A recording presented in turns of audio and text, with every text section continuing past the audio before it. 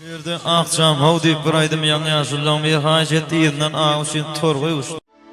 Oylanıp geçirilen gecen yarını, oylanıp geçirilen gecen yarını, aşkın yolu gülnek gidiyor atsam.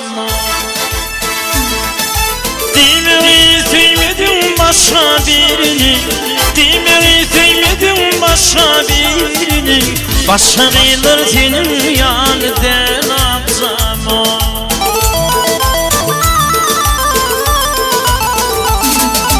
Çekimde çepirdin işlemde basın, paçın topuğunda bilirim bırdıkım.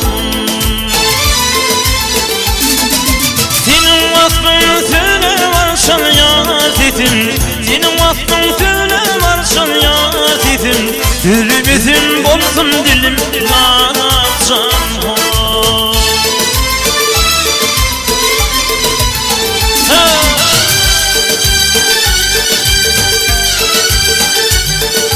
Yattı yanağında tutulsun kömür, koydum yüreğimde düşmeyecek yıllar.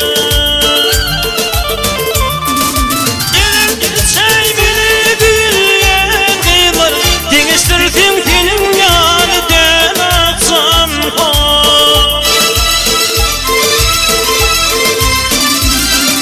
Yattı yanağında tutulsun kömür, koydum yüreğimde bitmeyecek yıllar.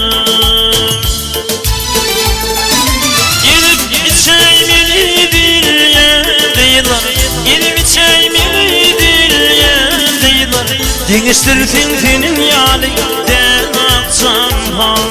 Üzgü kıyılar senin yanından atsam ne, ay atsam o, sana atsam ne.